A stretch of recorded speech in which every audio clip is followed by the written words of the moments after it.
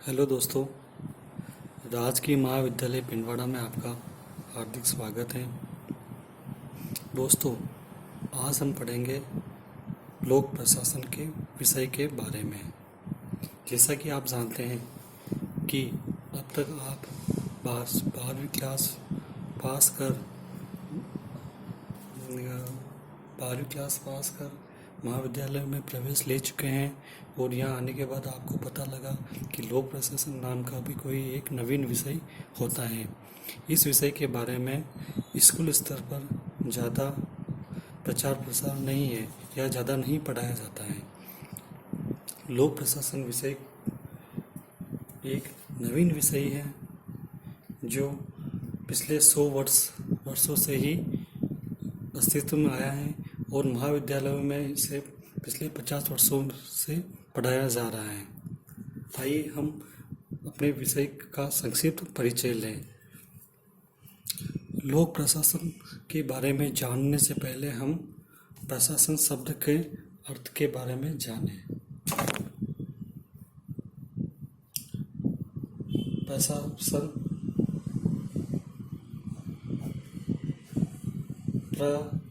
Plus शासन शब्द से मिलकर बना है।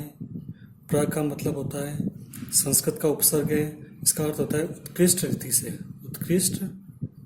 से। और शासन का मतलब होता है प्रबंध करना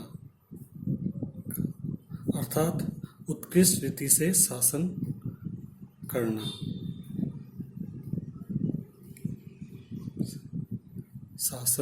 करना। अगर अंग्रेजी की बात करें तो प्रशासन को अंग्रेजी में एडमिनिस्ट्रेशन कहते हैं। ADMINISTRATION कहते हैं। यह स्पेलिंग याद कर लेना। विभिन्न प्रतियोगिता परीक्षाओं में यह स्पेलिंग पूछी जाती है। एडमिनिस्ट्रेशन दो शब्दों से मिलकर बना हुआ है। Add then minister.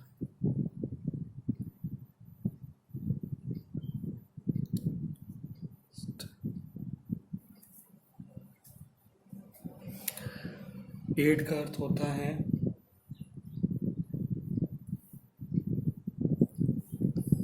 एडमिनिस्ट्रेशन का अर्थ होता है सेवा करना या प्रबंध करना। मिनिस्टर शब्द का अर्थ, जबकि पूरे शब्द का अर्थ देखें तो उसका अर्थ होता है सार्वजनिक या निजी मामलों का प्रबंध करना।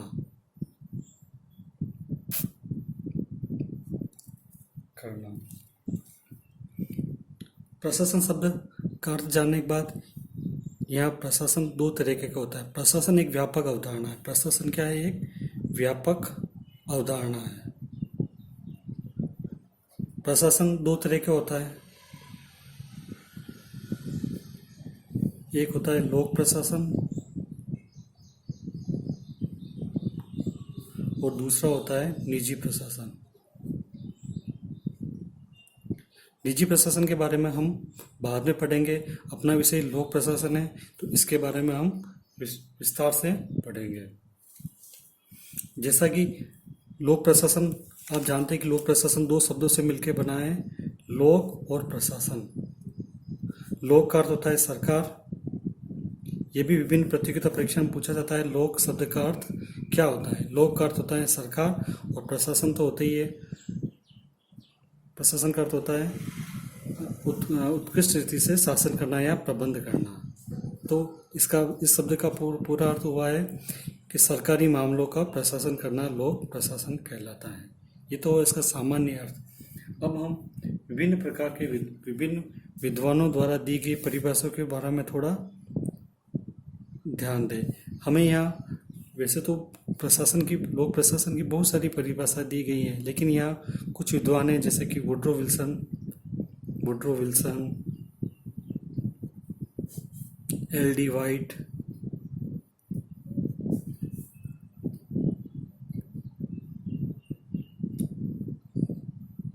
फेयोल, गुलीक, इनकी द्वारा दी गई परिभाषाओं को ध्यान में रखना जरूरी है। जैसे आप जानते हैं कि वुड्रो विल्सन लोक प्रशासन के जनक कहलाते हैं। जनक क्या कहलाते हैं? लोक प्रशासन के जनक कहलाते हैं। इन्होंने लोक प्रशासन को सर्वप्रथम अस्तित्व में लाने का प्रयास किया। इन्होंने कहा था कि लोक प्रशासन को राजनीतिक विज्ञान से अलग कर देना चाहिए। उनके इन आह्वान के कारण ही लोक प्रशासन एक अलग से शाखा का उद्भव हुआ है।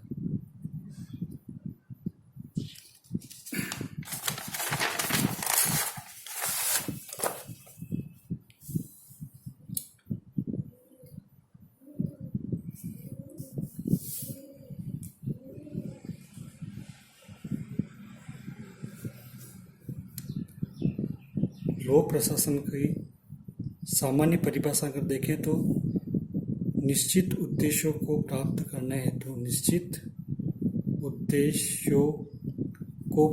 करने हेतु मानवीय एवं भौतिक संसाधनों का अधिकतम उपयोग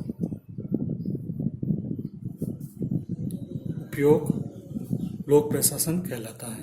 यानी कि निश्चित उद्देश्यों को प्राप्त करने के लिए मानवीय एवं भौतिक संसाधनों का अधिकतम एवं कुशलतापूर्वक प्रयोग करना लोक प्रशासन कहलाता है। ये तो इसकी सामान्य परिभाषा।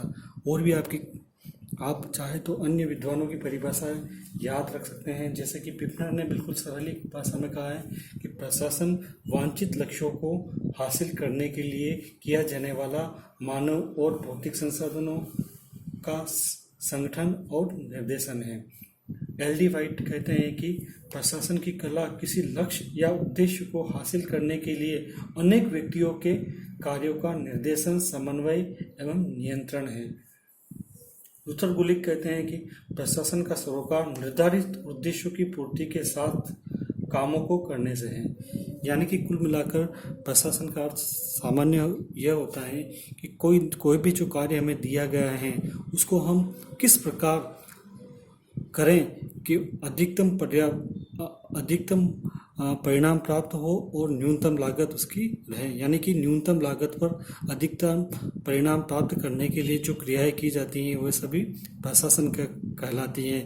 और यह क्रिया अगर सार्वजनिक क्षेत्र में हो तो लोक प्रशासन और निजी क्षेत्र में हो तो यह निजी प्रशासन कहलाती है।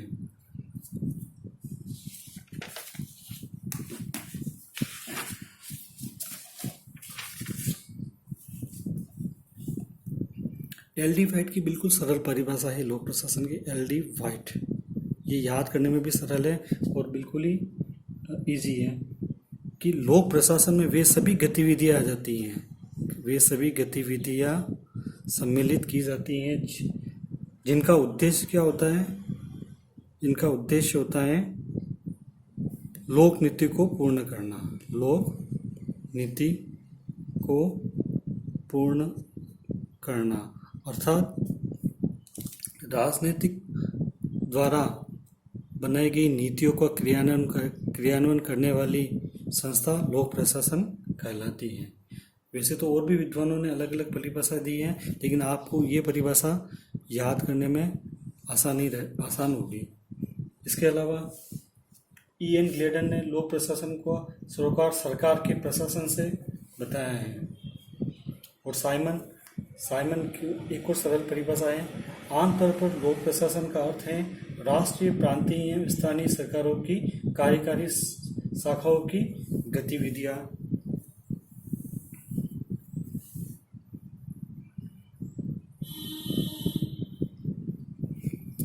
इन सब परिभाषाओं को पढ़ने के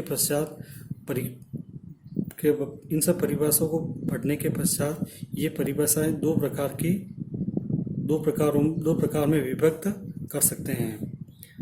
व्यापक परिभाषाएं, व्यापक एवं संकुचित।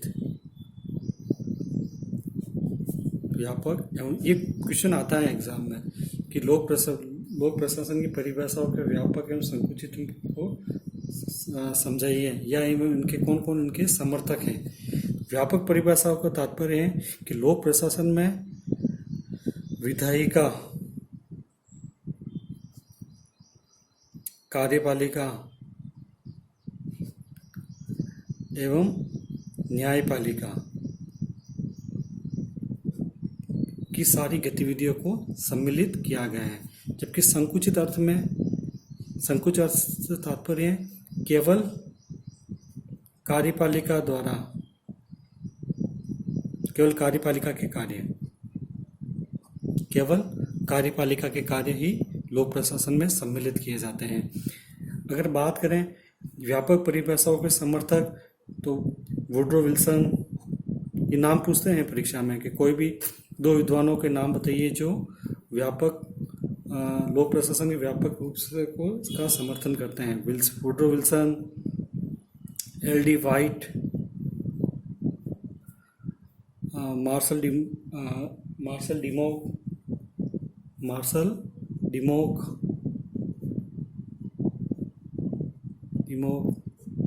निग्रो,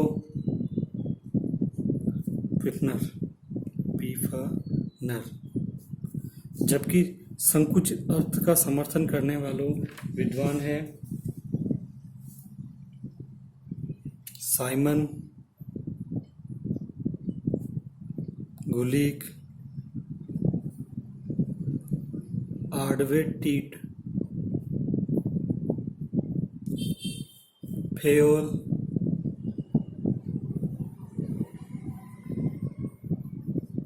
और विलोबी। परीक्षा की दृष्टि से यह महत्वपूर्ण प्रश्न है कि लोक प्रशासन की व्यापक एवं संकुचित परिभाषाओं को समझाइए। तो व्यापक में क्या तात्पर्य है? व्यापक परिभाषाओं के समर्थक मानते हैं कि लोक प्रशासन में विधायिका, कार्यपालिका एवं न्यायपालिका से संबंधित सारी गतिविधियों को सम्मिलित किया जाता है। जबकि संकुचित लोक प्रशासन को संकुचित अर्थ मानने वाले विद्वान मानते हैं कि केवल कार्यपालिका के द्वारा किए जाने वाले कार्य ही लोक प्रशासन में सम्मिलित किया जाता है। और इन दोनों परिभाषाओं के समर्थकों के नाम आप दो नाम याद कर लीजिएगा। यस। अब यहाँ एक चीज़ और